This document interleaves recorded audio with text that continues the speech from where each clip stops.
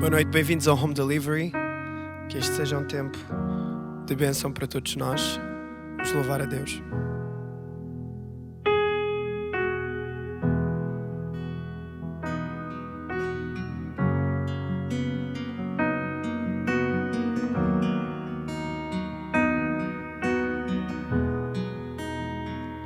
Este é o lugar de louvor, lugar de adoração.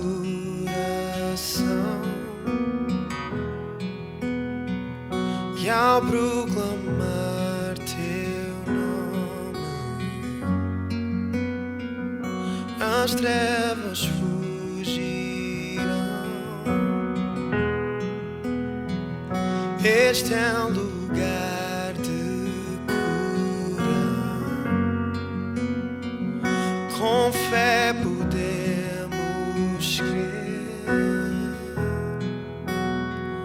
Olhamos só para ti, Deus. Vem, faz o teu querer.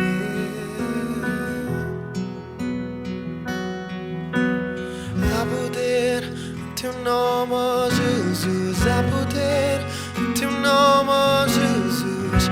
Esta é a casa do Senhor.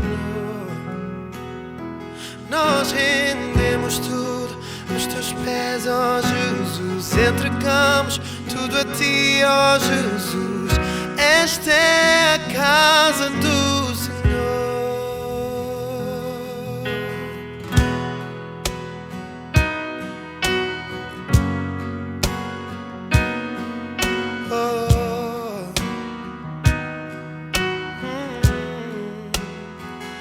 Ressurreição e vida,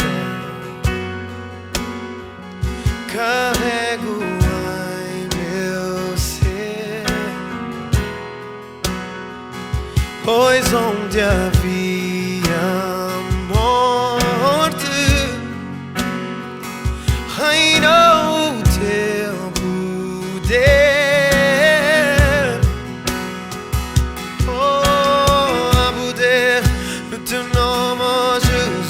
Há poder no teu nome, ó Jesus. Esta é a casa do Senhor. Nós rendemos tudo aos teus pés, ó Jesus. Entregamos tudo a ti, ó Jesus. Esta é a casa do Senhor. Sim, há poder no teu nome, ó Jesus. Há poder.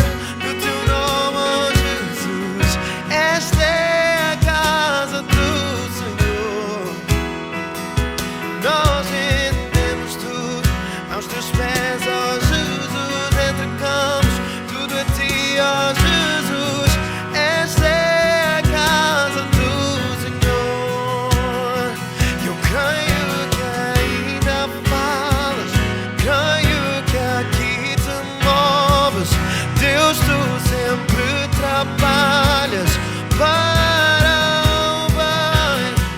Eu fixo os meus olhos em ti, de onde vem a justiça. Deus, tu sempre trabalhas para o bem. Eu creio que ainda falas, creio que aqui te moves. Deus, tu sempre trabalhas para o bem. Eu fixo os meus olhos em ti, de onde vem a justiça. Deus, tu sempre trabalhas para o bem. Há poder no teu nome, ó Jesus. Há poder, pois esta é a casa do Senhor. Nós rendemos tudo aos teus pés, entregamos tudo. Esta é a casa do Senhor. Há poder no teu nome, ó Jesus. Há poder no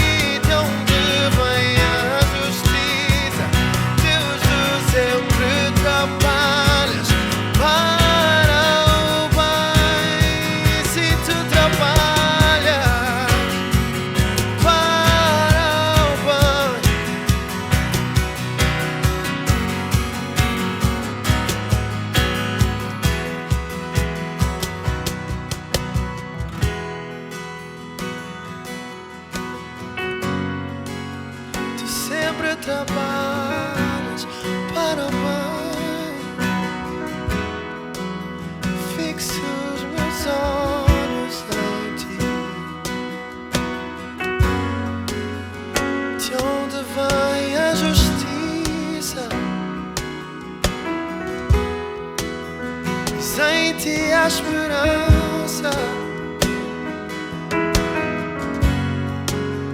Em tempo útil virás. Sim, Deus, esta é a nossa oração esta noite. Nós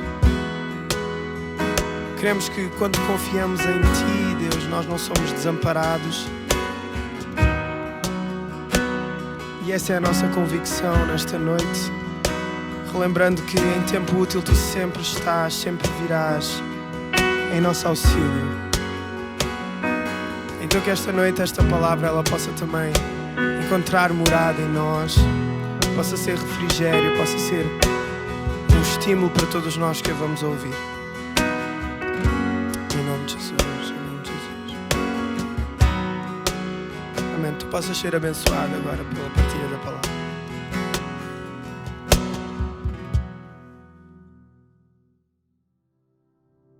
Boa noite, bem-vindos a esse Home Delivery. Espero que essa noite esteja sendo uma bênção para você. E eu trouxe uma palavra para compartilhar aqui convosco. É uma parábola que todos conhecem como a parábola do filho pródigo. Mas essa noite eu gostaria que a gente tivesse um olhar um pouco diferente para ela, para a gente ver o que nós podemos aprender com ela, ok? Essa parábola Jesus conta em Lucas 15. Você provavelmente já deve ter ouvido milhares de vezes, mas mesmo se for a sua primeira vez, queria te convidar a mergulhar dentro dessa história. Uma boa forma de ouvir uma história é como uma criança, né? Ela se imagina dentro dela, ela se vê dentro dos personagens. E eu te faço esse convite para a gente ir junto, mergulhar dentro dessa parábola que Jesus conta. Nós sabemos que tem vários personagens aqui, tem o pai, tem o filho mais novo, o filho mais velho, tem alguns empregados, tem uns porcos, mas vamos deixar isso de lado e vamos olhar para a figura do pai e desses dois filhos. Ok? Vamos ler então Lucas 15, no versículo 11, diz assim: Jesus continuou: um homem tinha 2 filhos. O mais novo disse seu pai: Pai, quero a minha parte da herança. Assim, ele repartiu sua propriedade entre eles.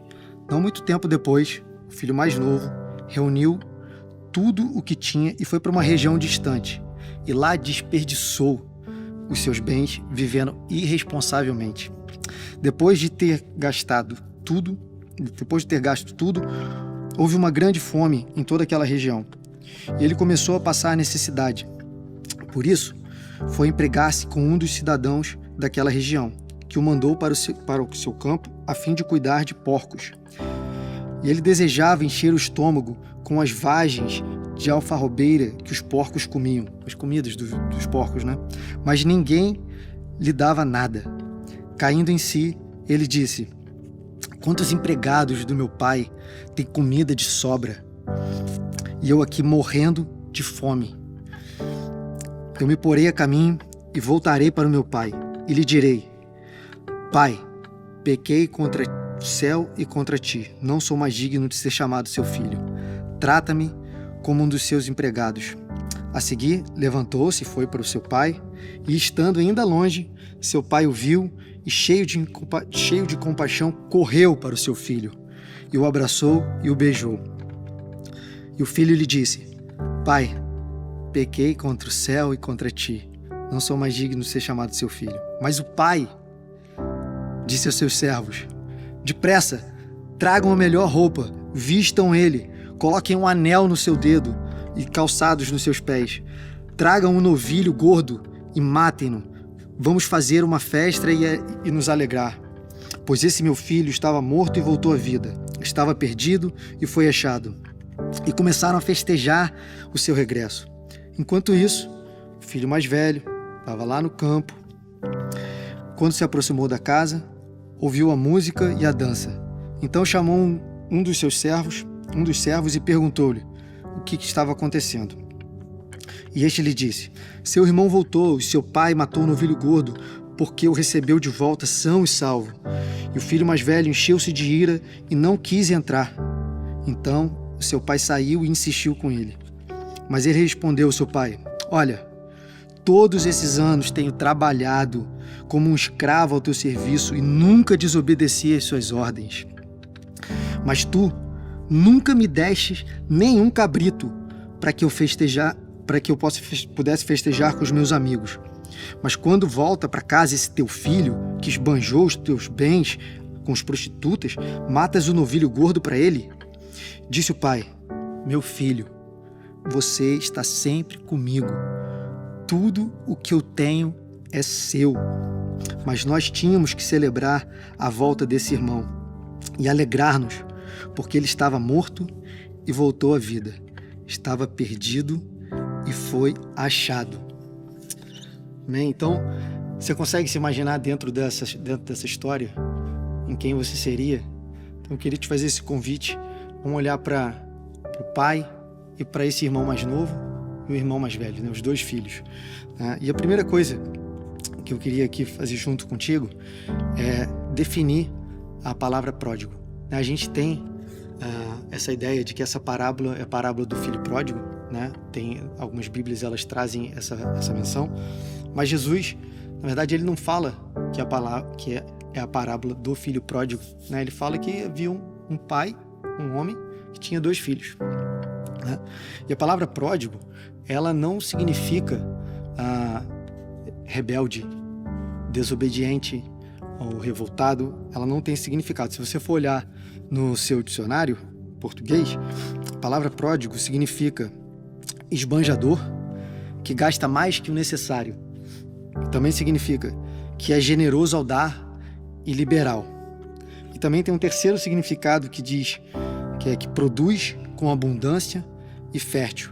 Então, pródigo tem esse significado. É importante a gente entender isso para a gente poder olhar para essa história, né, com essa perspectiva. Né, a gente tem aqui esses três personagens, o pai e seus dois filhos. E se a gente olhar realmente para a situação do filho mais novo, a gente pode entender que ele era um esbanjador e que ele gastou tudo que tinha. Né? Não é de muita surpresa a gente pensar que isso poderia ter acontecido, né? Talvez o filho mais novo, irresponsável, não tem ainda o domínio das coisas da vida, não vai saber administrar direito, então provavelmente vai gastar tudo ou sai de casa, né? E realmente não tem responsabilidade. Mas se a gente olhar para o pai, talvez a gente vai perceber que pode parecer que o pai foi um pouco irresponsável também dentro dessa situação, né? E se a gente lembrar, olhar para a história ali, nós vamos ver que o filho chega para o pai e fala: pai, me dá a minha parte, me dá o que é meu de direito, a minha herança. E o pai, mesmo conhecendo esse filho, mesmo sabendo que ele poderia ter aquele destino, ele entrega as coisas, ele dá para o filho, né? E mais, quando esse filho volta para casa, o pai coloca ele de novo numa condição de honra, de autoridade, numa posição de filho. O pai não chega para ele e fala: filho, tudo bem, você vacilou, talvez como a maioria de nós faríamos, né? Você errou, deu mole, e agora tudo bem, você pode voltar para casa, né? E você vai ficar lá realmente ali no cantinho com os empregados, vai ser tratado como um empregado, e por aquele filho seria legal, seria bom, é o que ele idealizou quando ele pensou em voltar para casa. Só que o pai não faz isso. O pai imediatamente, o pai pega esse filho e coloca ele de volta na posição de filho. A gente vê que esse filho chega para ele e fala: pai, eu não sou digno de ser mais chamado seu filho, pequei contra ti, contra o céu. E a resposta do pai não é nem de volta para o filho. A resposta é: chama os empregados, vamos fazer festa, vamos fazer um churrasco, vamos matar esse novilho, traz uma roupa nova, traz anel, traz sandália, porque esse filho está salvo. Esse filho estava perdido e ele foi encontrado. Esse é o coração do pai. Então, eu queria propor aqui com vocês que essa palavra pródigo, ela vai se aplicar também a esse coração, a essa postura do pai. Tem um pastor, chama Tim Keller, ele é um grande escritor, infelizmente ele faleceu esse último final de semana, infelizmente pra gente, né, e os familiares que ficaram, mas ele foi para casa, foi estar com o pai, e ele propõe isso. Ele propõe que essa parábola seja chamada de a parábola do Deus pródigo, porque quando a gente olha para cá, para aquele que é generoso em dar, para aquele que é liberal, para aquele que vai além, para aquele cujo amor exagera, esse é o Pai que nós temos, esse é o Pai que nos ama dessa forma exagerada, ele vai além, a sua graça é superabundante, né? Então ele propõe que essa parábola seja chamada de Deus pródigo, e o que Jesus está propondo aqui é que ele está apontando para o Pai e mostrando como é o coração do Pai. O contexto dessa parábola é que Jesus estava no meio dos publicanos e pecadores, né? Se a gente for olhar lá para o início do capítulo 15, no versículo 1, vou ler rapidinho aqui, fala assim, ó: todos os publicanos e pecadores estavam se reunindo para ouvi-lo, mas os fariseus e os mestres da lei o criticavam. Este homem recebe pecadores e come com eles. Então Jesus lhe contou esta parábola. E aí Jesus conta 3 parábolas. Essa aqui, desses 2 filhos que a gente está a falar, é a terceira parábola. Mas o contexto é que Jesus está apontando para esses 2 tipos de pessoas que têm um coração. Qual é o coração do Pai? Qual é o coração desse Pai? A gente sabe que o Pai, nessa parábola, é o nosso Pai Celestial.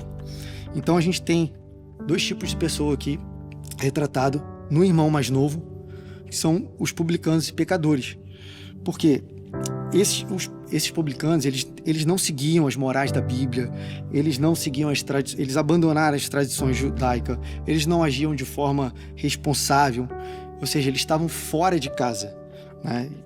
E a gente tem, num outro tipo de pessoa, os fariseus e mestres da lei, né, que personificam esse irmão mais velho. E eles são pessoas que estavam ali diligentes, vamos dizer, com a obra de Deus. Eles obedeciam as Escrituras, eles adoravam e oravam com frequência, eles viviam no templo e, portanto, eles estavam em casa, né? Essa é a figura dos fariseus e mestres da lei, com esses irmãos mais velhos. Mas, se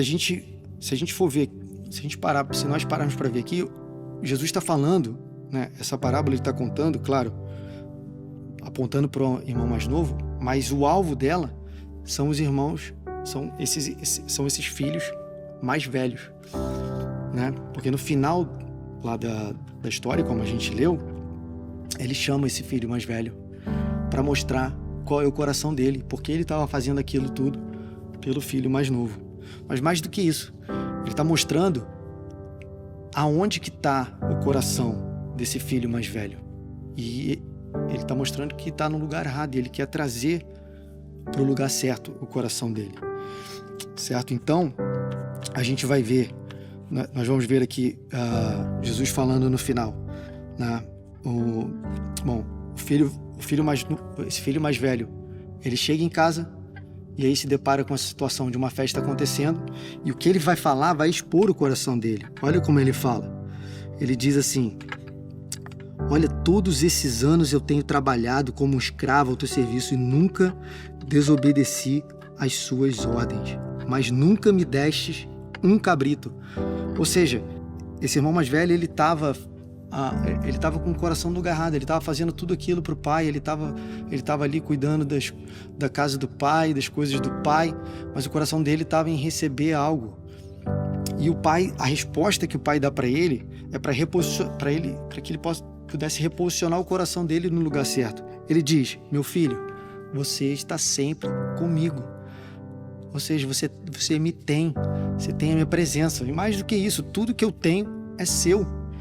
Então o pai, ele tá mostrando para esse filho mais velho que ele não precisa ter ciúme desse irmão mais velho, né? Provavelmente ele deve ter pensado, esse irmão mais velho, ele pode ter pensado, já sei qual é o final dessa história aí.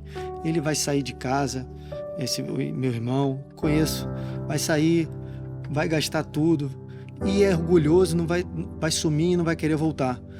Mas o que o pai está mostrando para ele aqui é que a postura dele, se ele tivesse o coração do pai, ele estaria com a expectativa de retorno desse filho, de receber esse filho de volta. Então Jesus, ele está contando essa história, falando para os fariseus, falando, olha, vocês estão me criticando porque eu estou junto com os pecadores, com os publicanos, e mais do que isso, Jesus estava comendo com eles, que naquela época significava uma aceitação total. Ele estava aceitando totalmente a presença desses pecadores, né? Ele se deu totalmente para eles. Então ele está falando aqui, o que Jesus está falando, ele está apontando para esse coração do Pai que exagera em amor, para o coração do Pai que exagera em graça, que exagera em misericórdia. E graças a Deus por isso, né? Porque nós podemos olhar para aqui e se ver, né? dentro dessa figura do irmão mais novo, sabe? A gente pode se ver, sabe? Quantas vezes a gente não desperdiçou e a gente foi irresponsável com aquilo que Deus nos deu? Quantas vezes a gente não teve zelo e realmente desperdiçou as coisas que o Pai colocou na nossa mão, né? E essas coisas se perderam. Mas tem um caminho de volta. E o caminho de volta não é um caminho de condenação, não é um caminho de apontar os erros. A gente vê que o caminho de volta, o coração do Pai aqui é de receber, né? É de festa, é de salvação. Aí se a gente for olhar para as coisas que o Pai mandou os empregados trazerem, né? Primeiro ele fala, mata um boi gordo, sabe? Vamos festejar. Isso está apontando para o próprio sacrifício de Jesus, né? E ao triunfo da vida sobre a morte. É isso que eles estavam celebrando ali naquele momento. E ele fala, traz roupa, o termo aqui na verdade traz a melhor roupa. E provavelmente esse filho mais novo, ele chegou sujo, né? Ele estava convivendo com os porcos, ou ele chegou com pouca roupa, ou quase sem roupa, que seja, mas o que o pai fala para ele é a melhor roupa, traz a melhor roupa, que significa a cobertura, filho, eu tô te limpando, eu tô colocando em você novas vestes, é um novo dia, todos os seus pecados vão ser perdoados, essa melhor roupa é para cobrir toda a tua vergonha. E também ele fala para trazer um anel, e o anel fala sobre autoridade, fala sobre honra, sabe? E tudo bem, parece irresponsabilidade desse pai, né? Pegar esse filho ali de imediato e colocar dentro de uma posição, né? Porque ele ia ser tratado como filho e ia cuidar de novo das coisas do pai. Ele podia muito bem cuidar mal, desviar recurso ou sair de novo da casa do pai. Mas o pai fala, coloca ele na posição de filho, coloca um anel no dedo dele. E a terceira coisa que esse pai fala para os empregados trazerem é sandália, um calçado nos pés, né? E calçado fala da gente ter a liberdade para sair, né? Ninguém sai de casa descalço, sem os calçados, né? Normalmente, eu não sei, quando eu era garoto eu saía para jogar na rua descalço, mas quando você vai sair, você calça os pés. E calçado está falando aqui sobre a liberdade que o pai te dá. Mas não é liberdade, sabe? Se você olhar para isso aqui como uma forma de... Se você não entendeu esse amor do pai, né? Esse amor que ele derramou sobre o filho ali, recebendo ele de volta com compaixão e abraçando e beijando, muito provavelmente esse filho vai se desviar novamente. Mas se ele recebeu esse amor, se ele entendeu a grandeza desse amor, o exagero desse amor, que vai além, que gasta, né, desse amor, desse Deus pródigo, esse filho vai entender que essas sandálias são para ele ir sim em direção ao propósito daquilo que o pai colocou para ele, para cumprir a missão. É o id, é o vai e me representa nesse mundo. Então o pai manda trazer esses três presentes para a vida do filho, que restauraram a vida dele completamente. E a gente pode se ver dentro disso. A gente pode se ver também, nós podemos nos ver como esse irmão mais velho, né, que o coração dele estava no lugar errado, mas o pai traz de novo a gente para o lugar certo, que é saber que a gente tem a presença dele. E o que importa nessa história é que não é o fato dele estar fora de casa ou dentro de casa. Esse irmão mais velho, ele estava dentro de casa, mas ele não sabia que ele tinha o pai com ele. Ele não entendia isso. E tudo que ele fazia, ele se sentia um escravo, ele obedecia e se sacrificava, mas ele não sabia, ele não fazia isso com amor. E o pai está derramando o amor dele sobre a vida sobre a vida desse irmão, desse filho mais velho, da mesma forma que fez sobre o filho mais novo. Então, essa palavra que eu gostaria de trazer aqui para vocês, se você se sente como esse filho mais velho, deixa o pai encontrar contigo, deixa esse Deus pródigo que exagera no amor encontrar contigo, deixa ele te mostrar quão preciosa é a presença dele. Ele é o nosso tesouro. E se você se sente como esse filho mais novo, né, que se decepcionou, né, provavelmente você pode ter decepcionado dentro da situação que estava em casa e, né, da forma como que as coisas aconteciam em casa, e você se decepcionou com líderes ou com pastores ou com a igreja. Mas no fundo, essa decepção é a mesma do irmão mais velho, né? É a decepção porque Deus não fez da forma que você queria que tivesse sido feita. Não foi do seu jeito. Então, que Deus possa te curar e te lavar também, para que você possa perceber o quão grande é o amor e a graça dele sobre a sua vida. E te abençoo, que essa noite você possa abrir o seu coração e deixar ser inundado por esse amor do Deus pródigo. Amém? Tempo abençoado nós tivemos em mais um Home Delivery.